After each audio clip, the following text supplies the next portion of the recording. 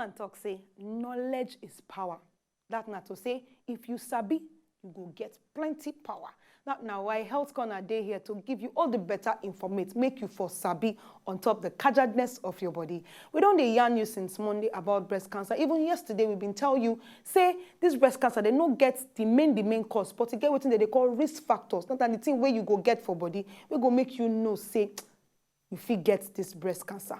A woman's risk of breast cancer, a woman's risk of getting it, dey increased if she dey start to menstruate before the age of 12, as in that now less than 2 times the risk. Then if she gets her first child after 30 and she dey stop to menstruate after 55, or she no dey breastfeed. You understand what I talk so?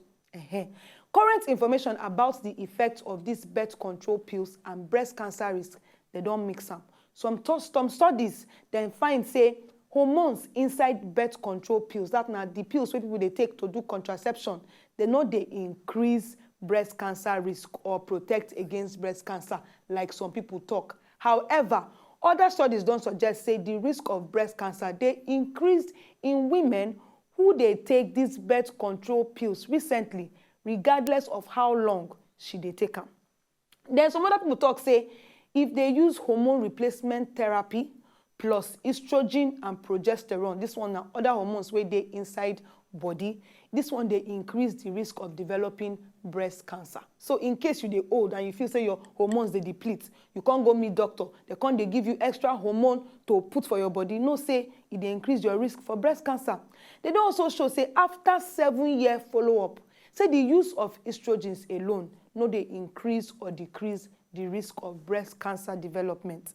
Their use they increase the risk of clotting. That now when you they bleed and your blood they stop, they say they make clots they form inside, will go block other things. Then on top the matter, they talk say men say get breast cancer too. But they say they account for 1% of all breast cancer cases. So men, nothing say you they free. Among women, breast cancer are the most common cancer, and it be the second leading cause of cancer deaths after lung cancer. High doses of radiation, like when they expose person to nuclear radiation, to radiation where they come up for inside hospital, like some kinds of where they treat some kind of ogbonge diseases. They say all these ones now factor for breast cancer development after 15 to 20 years.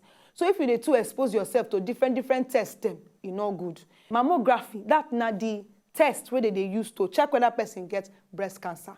That one, no, they make person develop breast cancer or what people. Then they don't discover say diets and breast cancer they related one kind. That na the food where you they chop and breast cancer.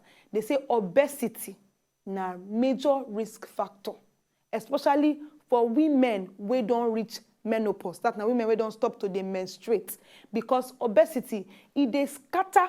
As woman, they take, they metabolize that in estrogen. That's not the woman hormone where they produce. Then, if you they drink alcohol plenty regularly, particularly more than 1 bottle or 1 drink per day, this one they increase the risk of breast cancer.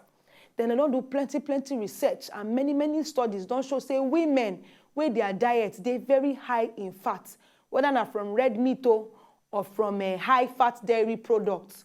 All they very likely to catch this breast cancer.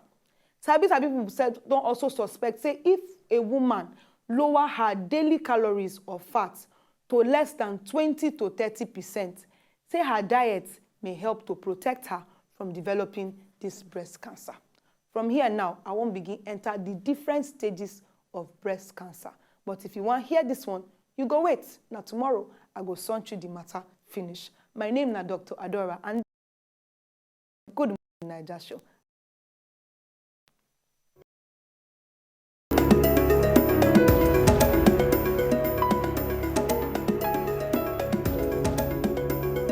If you know, just enjoy the video they want to just watch, make una sharply subscribe to our channel. Not darling.